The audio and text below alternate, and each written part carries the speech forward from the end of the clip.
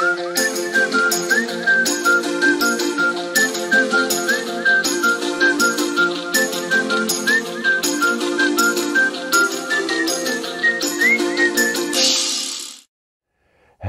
everyone.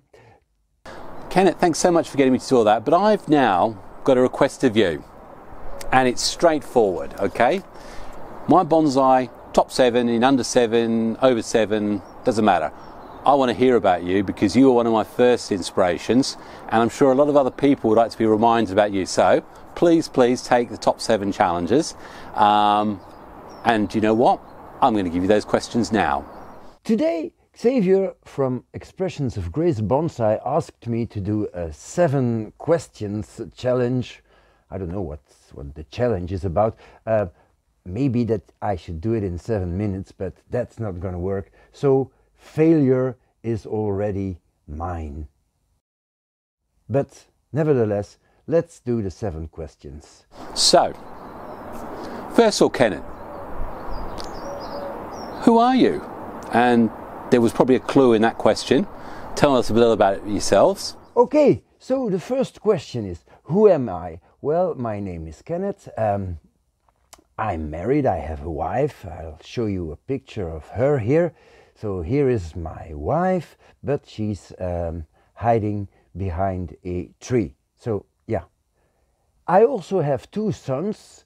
I'll show you a picture of them. So here they are, but they're behind the little insect house, so you cannot really see them, but yeah.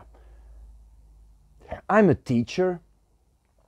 I teach in primary school, kids from 8, 9, 10 years old. It's quite a challenge, but it's always interesting. I am also a musician as a hobby.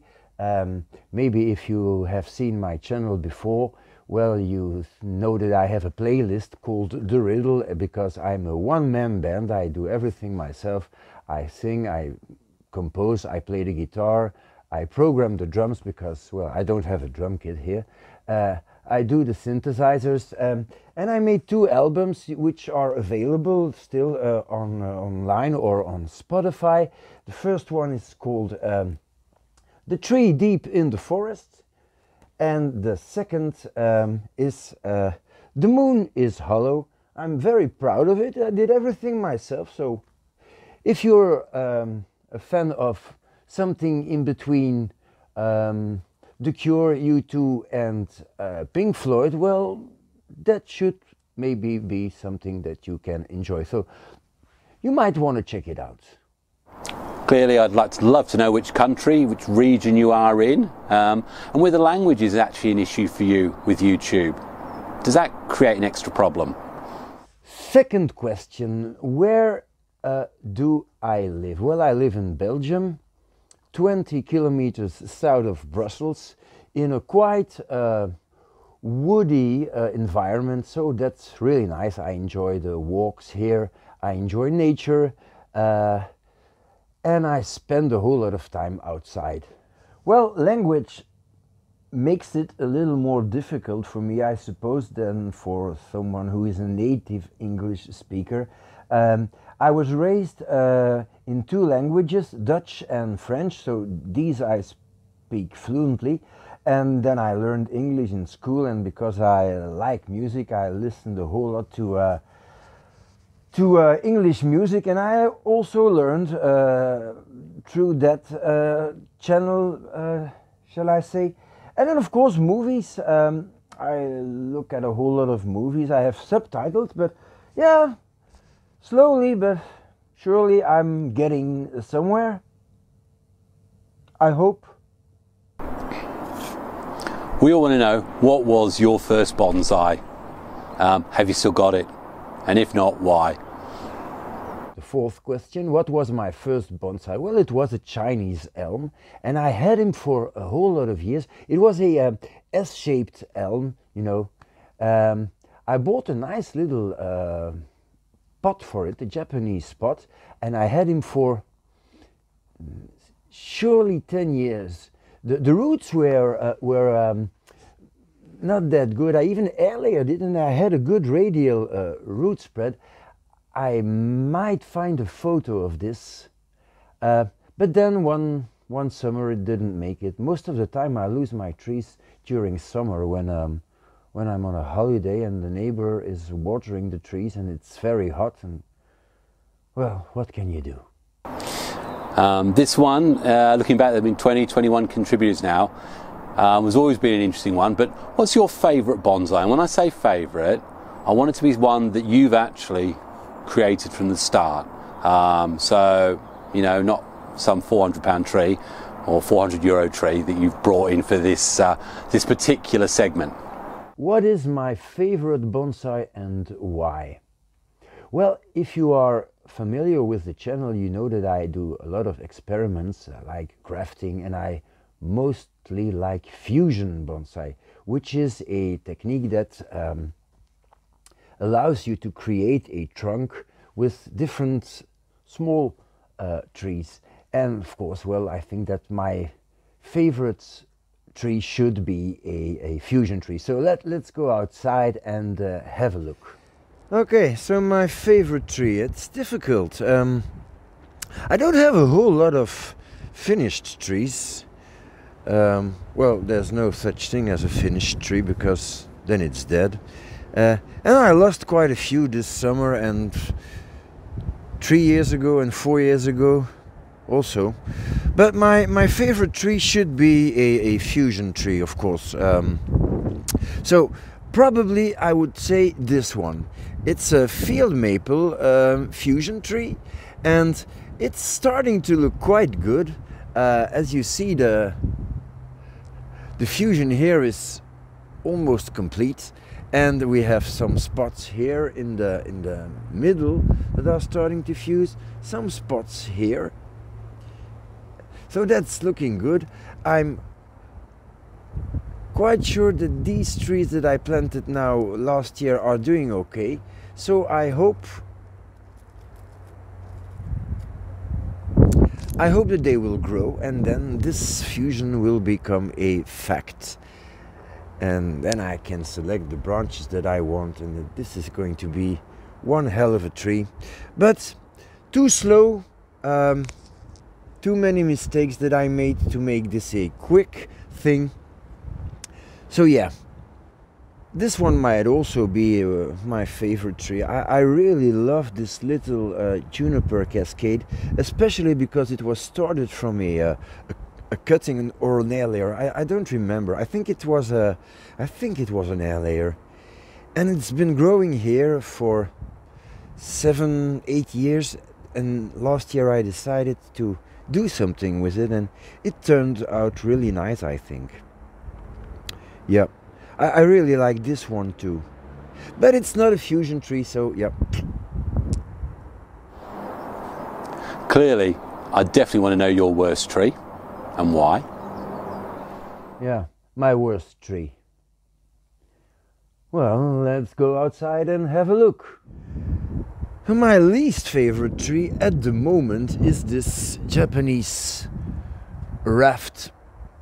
And I know that some people will say, hey, well, that's a good raft, but I had all kinds of problems with this tree. It died back, and then it was boiled in the hot summer.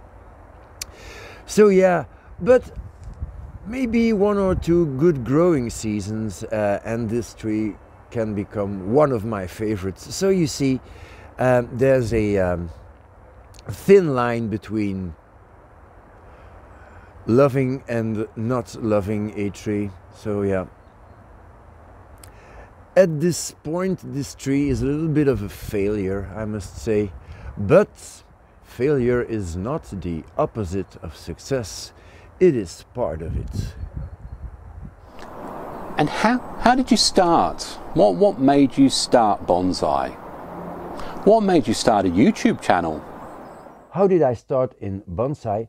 Well, I don't know. I just wanted one of these little trees. I heard of it. I saw Karate Kid like everyone did.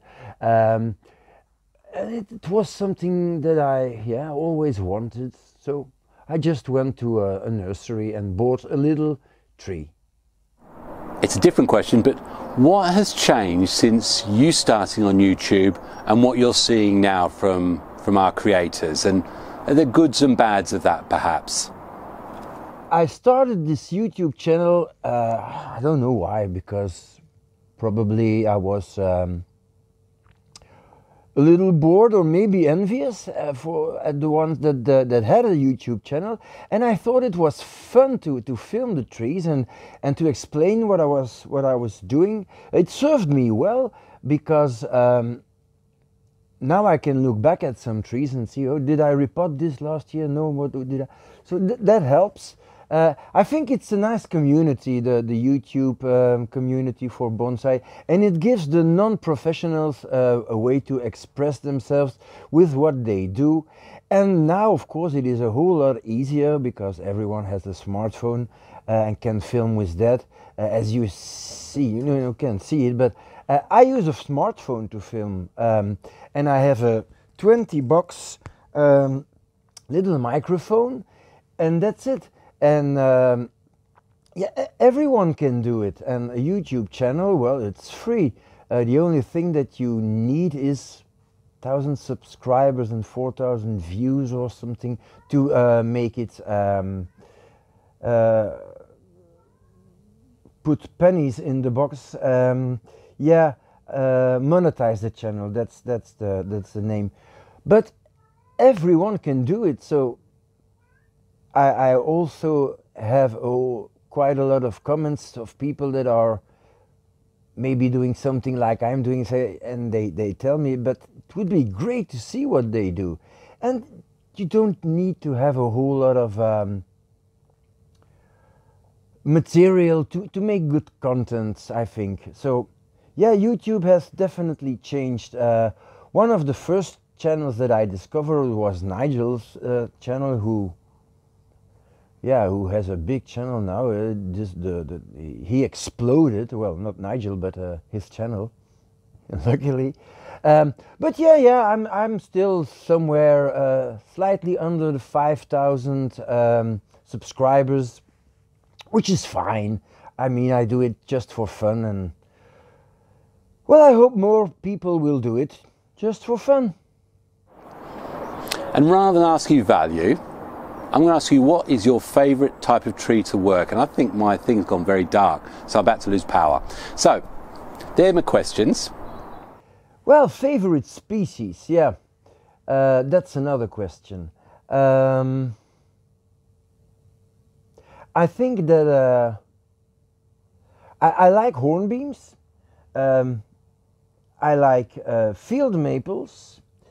And, yeah, well, I like so much trees, I don't know. I think it's nice to have a variety. What should I say? I could say that I like the trees that are from my region, and that's just maybe because it is a little easier to keep them when you don't have a greenhouse or room in the house, or a room in the house and 3 cats like I have who are trying to eat your trees. So yeah, species from my region, yeah.